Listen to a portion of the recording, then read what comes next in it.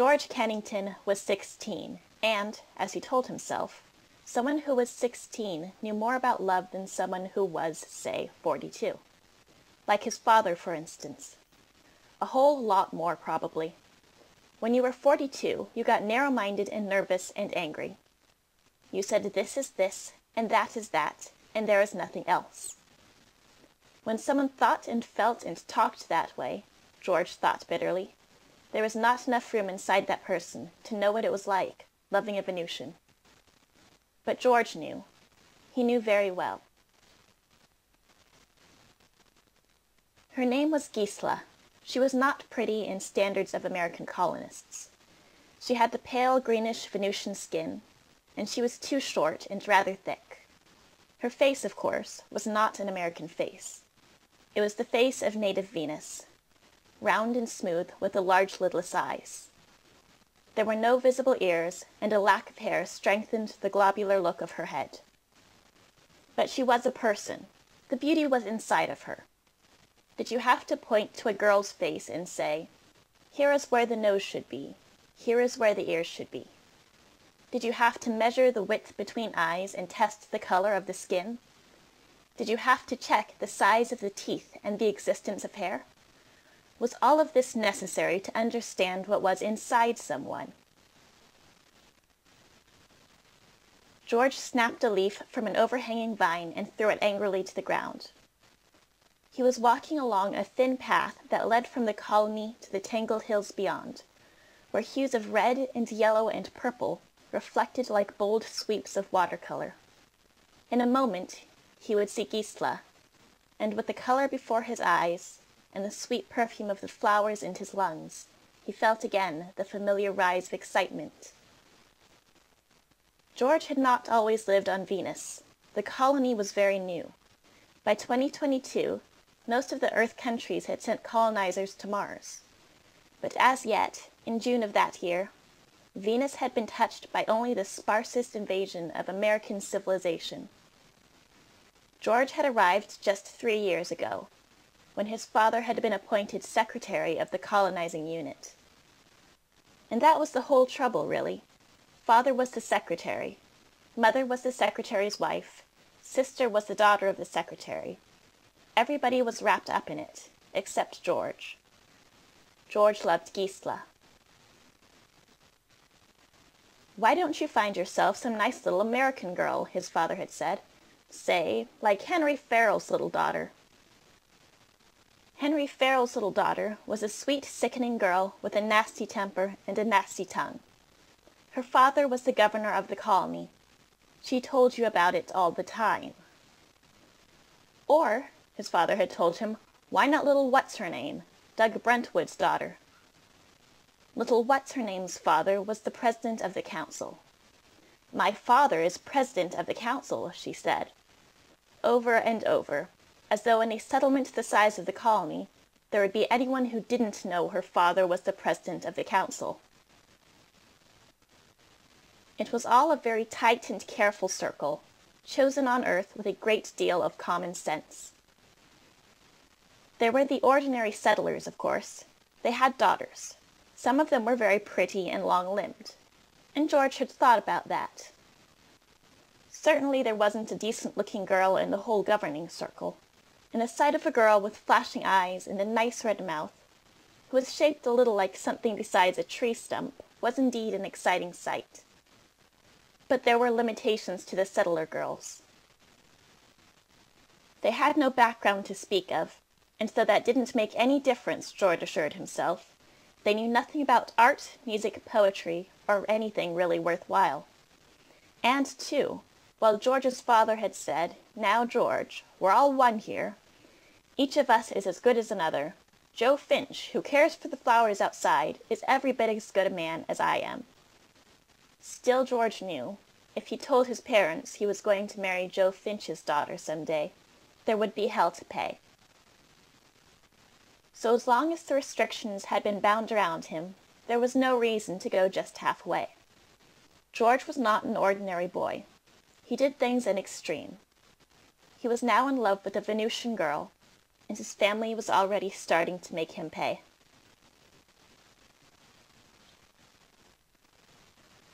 George turned off the path, just beyond an arch of thick purple-green vines that always reminded him of a gate to a garden.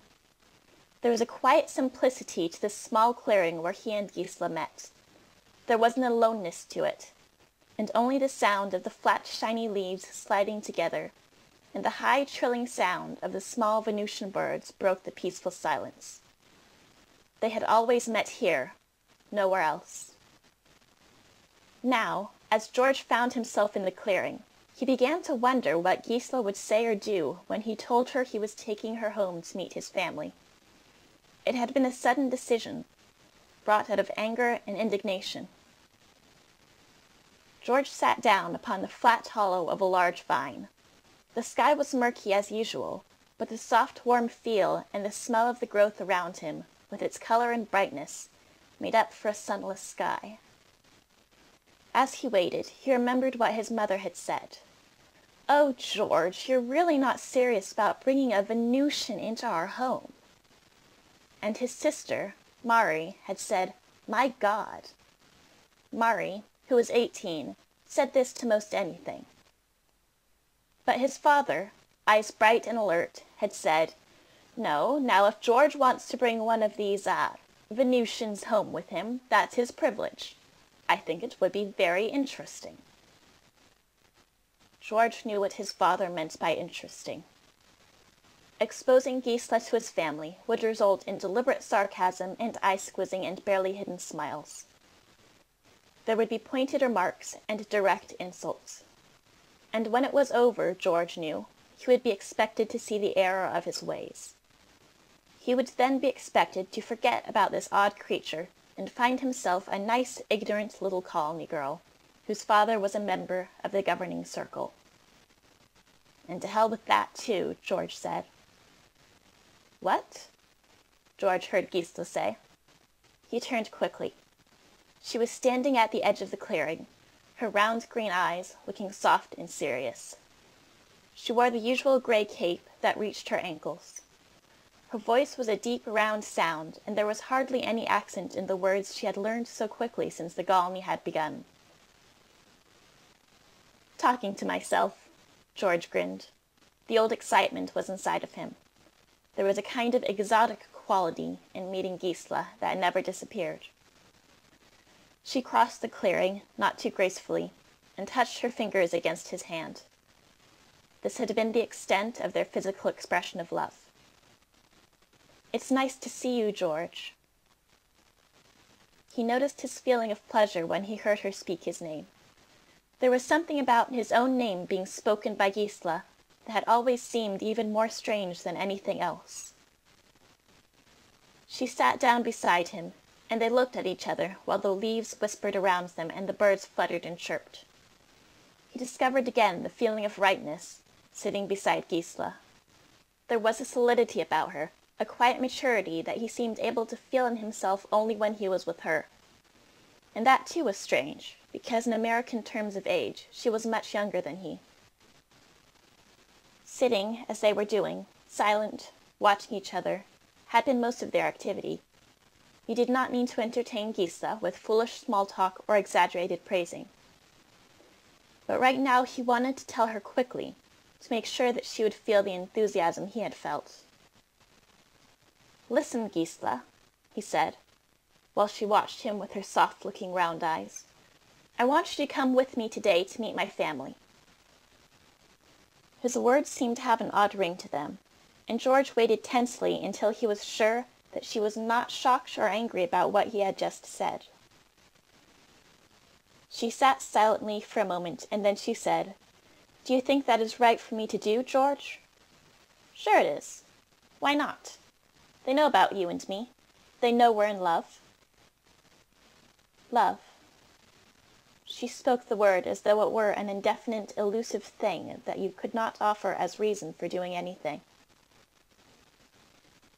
Gisela was very wise, George realized, but this was a time for enthusiasm, a time to strengthen their own relationship in this world. "Say you will," George said. "Do you want me to?" "Well, sure I do. What did you think?"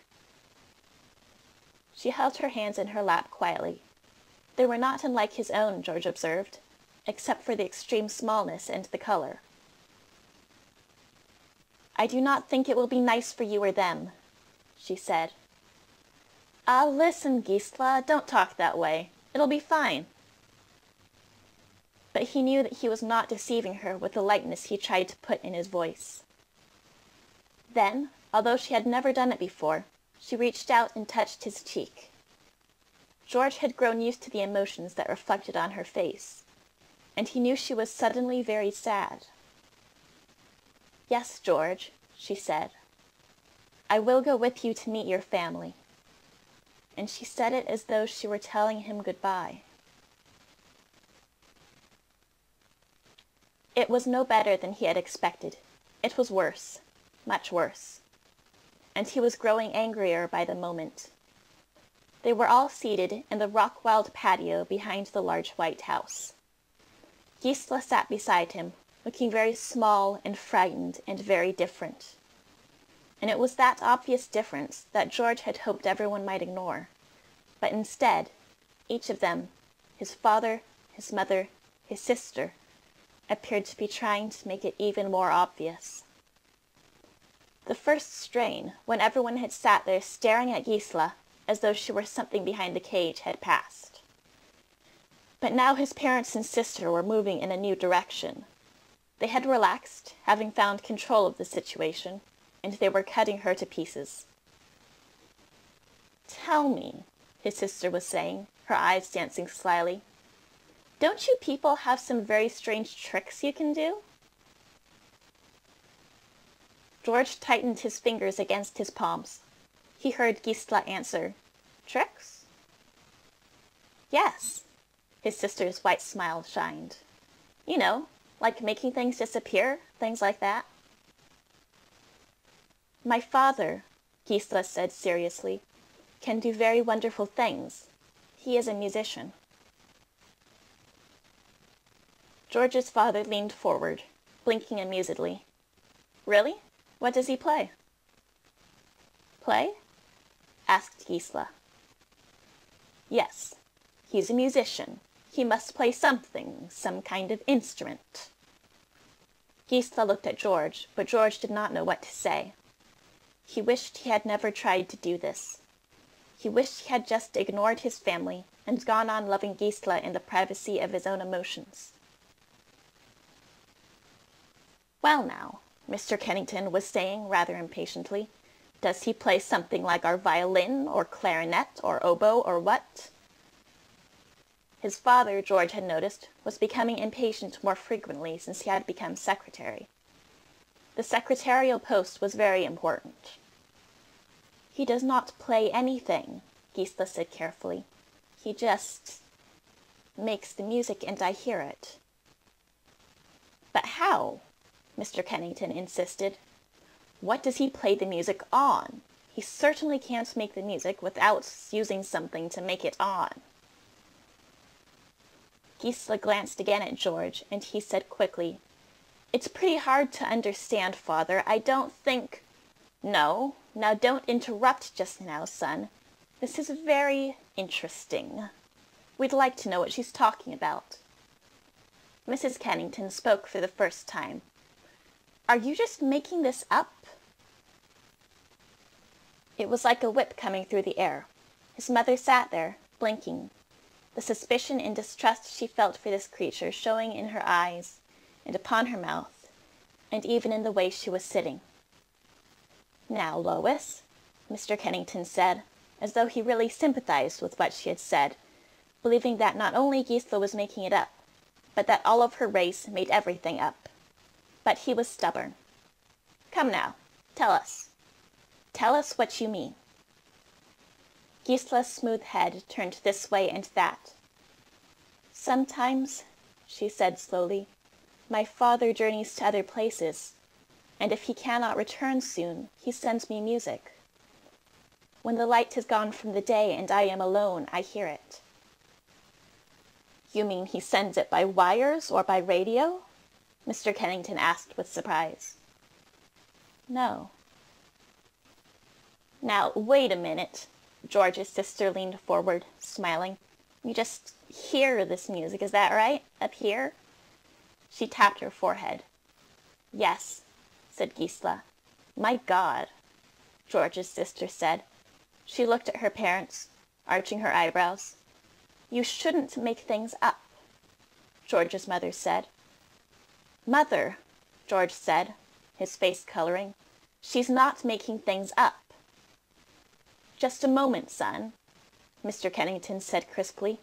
You don't want to talk to your mother in that tone. No, but my God, George's sister went on. Imagine, no wires, no loudspeakers, just up here. She tapped her forehead again. I'm not talking to my mother in any tone at all, George said, disregarding his sister. Well, she shouldn't lie, said Mrs. Kennington with conviction. George stood up. She is not lying, Mother. I forbid you to argue with your mother that way, George, said Mr. Kennington. I mean, my God, said George's sister happily. This is an innovation. Can you imagine? Gisela, or whatever your name is, could your father make his music sometime when we have a dance? Gisela's eyes were hurt, and she was, George knew, confused. She shook her head. Mrs. Kennington was blinking accusingly. Do they teach you to make these things up? Is that what they teach you at home? Mother, will you please? George said. Why must you talk to her that way? Mr. Kennington stood up quickly. I did not raise my son to show an attitude like that to his mother. But she isn't making this up, George said. You asked her to tell you, and she... George's sister had jumped out of her chair, and she was waltzing over the patio. She began humming as she danced. Can't you just see it? Everyone dancing around, listening to music in their heads. No orchestra or records or anything. Mr. Kennington stood very tall. Are you taking the word of your mother or this... He motioned curtly at Gisela. George licked his lips, looking defensively at each one of his family. It isn't a matter of taking anyone's word at all. It's just something we don't understand. George's sister whirled, and then suddenly she stopped, putting her hand against her mouth. My God, what if everyone got the music different? I mean, does everyone hear the same music, dear? Because if they didn't, what a mess. She began dancing again, her skirt swirling over the bricks of the patio. Mr. Kennington's voice was louder. I think we understand all right, George. There isn't anything about this we don't understand. George's lips were paling. His sister dipped and turned. We could call it a music in the head dance. Everyone brings his own head. She laughed merrily. My God. George noticed then that Gisela was disappearing out of the rear gate. He stood, clenching his fists and staring at his family. His sister had stopped dancing, but she was still laughing. I didn't think, George, his mother said resolutely, that you were going to invite someone who lied. George turned and ran after Gisela. They sat again in the clearing. George could still feel the anger churning inside him, and he held his hands together so tightly that his fingers began to ache. I hate them for that, he said. Gisela touched his arm. No, George, it is all right. It is the way things are. But they don't need to be. My family did that on purpose. They just don't understand. My race is very different from yours, and it seems strange. So does mine, George said, standing and beginning to pace back and forth. It had been what he really had expected, but still he had hoped somehow that his family might have understood. He looked at Gisela, sitting quietly, her large eyes watching him. He knew he loved her very much just then, more in fact than he ever had before, because she had been refused by his family. Listen, Gisela, he said, kneeling on the grass in front of her. It won't make any difference what anyone thinks or does or says. I love you, and I'll go on loving you. We'll build our own life the way we want it." She shook her head slowly. "No, George, it does make a difference. You cannot forget your family or your people. That is important to you. I would only hurt you." "Do you love me?" "Yes." "Then that's all that's important to me. Not what anyone thinks, not what my sister thinks, or my father, or my mother. We are different, you and I." She sat unmoving, her smooth face unchanging. "My people seem strange to yours because we can do things your people do not understand. We seem strange because we look differently, we act differently, we value things differently." "My values are the same as yours," George pleaded. "I love you because of what you are, not because of some kind of stupid chart for physical beauty, not because—" "George," she said, "look at me." George met her eyes suddenly, caught by the urgency in her voice. And slowly, in front of his eyes, she changed. Her features shifted until George saw a beautiful young girl with pink-white skin and red lips. He saw shining blue eyes and shimmering golden hair that fell over her shoulders. Gisla's body had changed to a lithe, smooth figure that revealed its contours beneath the gray cape. He caught his breath and wiped a hand at his eyes. "What you see," said Gisla softly, "is an illusion.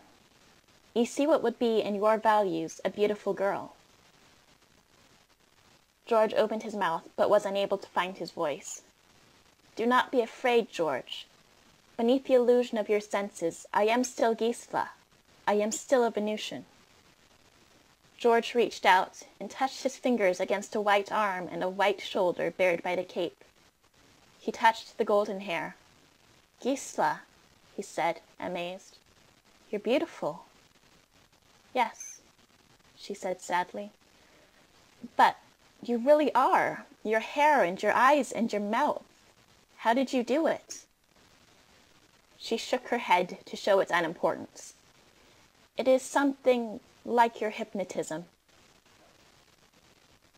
George raised himself from his knees and sat beside her. "But I can't believe it." "You can see, you can feel." "Yes," George said. "Yes." "You are happy with me this way, aren't you, George?" "But you're so beautiful." The golden-haired girl nodded her head, and the shining blue eyes watched him carefully. "You see, then," Gisla said, "it does make a difference. You love me more this way."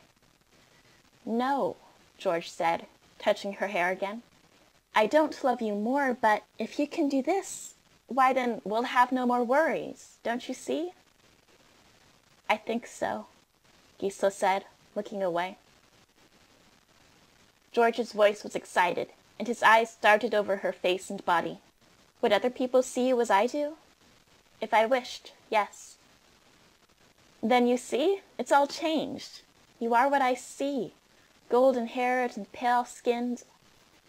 I am still Gisla. You would always know that. Would you love something that is not real just because you see it with your eyes?" "But I can feel that you're real," George said, putting his hands on her shoulders. He pulled her closer and kissed her hair. "You're Gisla," he said. "And you're beautiful." He tipped her face up to his and bent to kiss her mouth. His lips touched smooth green skin, and he looked into Gisla's large, round, lidless eyes. He recoiled as though he had been touched by fire. She watched him as he wiped a trembling hand across his chest, and her globular head glistened in the reflection of the late sun. She nodded. "When you see what I really am, the difference is important." She gathered her cloak around her and stood up. George felt the flush of his face, and he could not meet her eyes. He heard her walk a few steps away. "Goodbye, George," she said. He jumped up quickly. "That wasn't fair." "No," she said slowly. "But it proved the value of things." "It wasn't fair," George repeated, "and it didn't prove anything." "I think it did," she said, moving away. "No, listen, Gisela," he said. "You can't judge anything by what I did or said. We are different in a physical sense, but that doesn't really matter. If a golden-haired girl materializes in front of my eyes, you can't blame me for what my emotions did. It's still you I love, not the color of your skin or the shape of your mouth. But you and what you or I or anybody else looks like isn't important." He followed her and caught her arm. She turned to face him. "You can say that," she said. "Your words tell me that and your eyes, but I know it isn't true." The embarrassment was still inside him, but the way she denied him it made him want her more than ever. He held to her arm, and then he said, "Gisela, could you change me? I mean, so that other people, even I, would see me as they see you, as a Venusian?" She stood very still, staring at him. "Could you?" he asked. "Yes." "Then do it, Gisela. I'll prove to you that nothing is important but you and me. I'll be a Venusian, like you are. I'll go back to my family as a Venusian, and I'll take you with me. I'll prove that neither they nor anybody else makes any difference in how I love you." Gisela watched him solemnly. Finally she said, "Would you really do that?" "Yes," he said quickly. "Yes." "I love you, George," she said in her deep round voice. He lifted his hands to touch her face, and he found that his skin had turned to pale green. He touched his own face, and he knew that if he looked into a mirror, he would see a round, smooth head with large, lidless eyes. "Is that what you wanted?" she asked. "Yes," he said stubbornly. "That's what I wanted."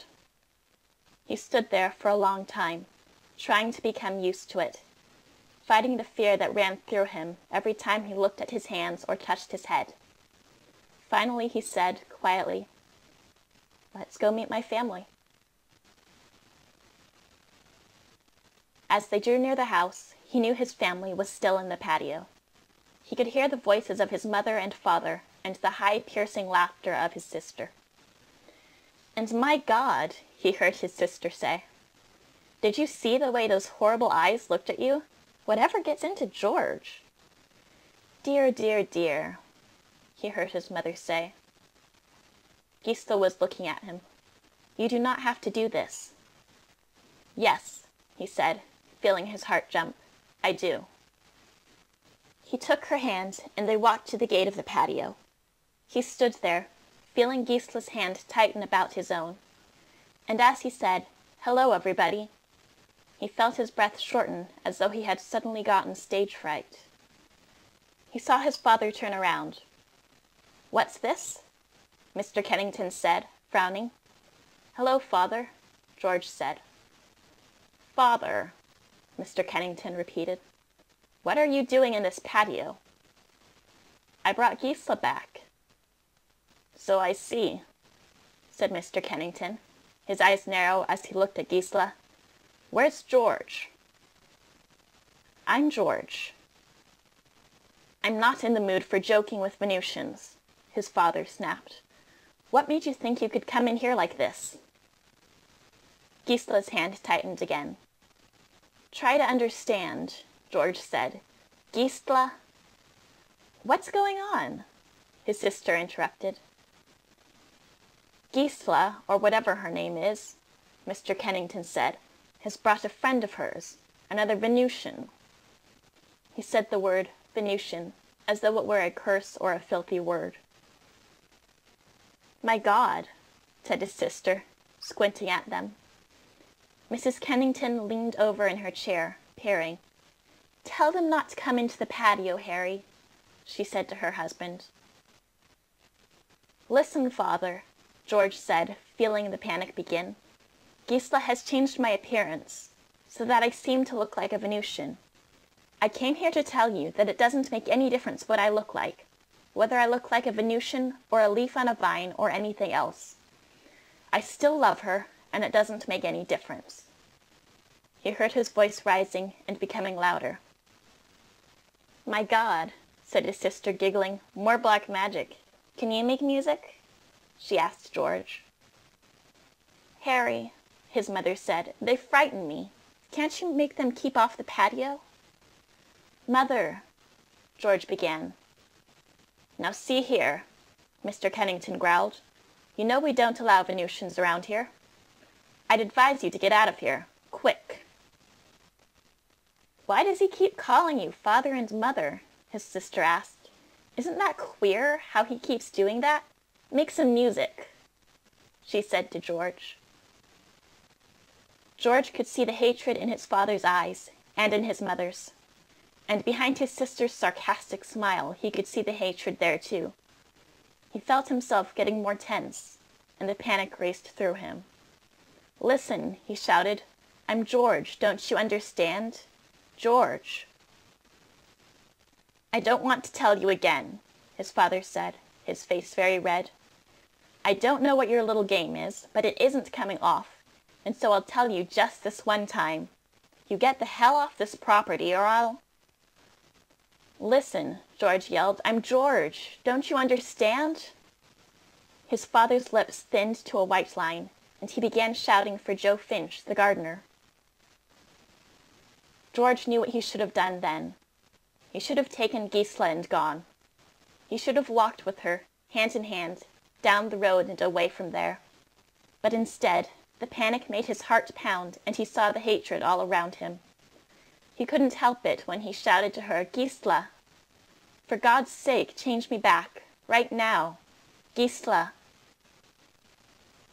He stood there, breathing hard, his muscles knotted like steel, while she stared at him, looking into his eyes. Suddenly, he heard his father gasp and say, "George!" He looked at his hands, and they were white, and he felt of his face, and it was his own. He saw his sister's hand against her mouth, and his father stared at him with unbelieving eyes. His mother had gotten up and was coming over to him, her eyes blinking. "George," she said, "what did they do to you?" She patted his shoulder, her hands fluttering like bird wings. He turned back to Gisela, and she was gone. Beyond the gate now, he knew, and walking slowly, alone, down the road. Only this time he would not go after her. He couldn't. And as he stood there, feeling his mother's hand patting his shoulder, hearing his sister say, "My God," seeing his father shake his head slowly, he felt very young and at the same time very old, and he wanted to cry.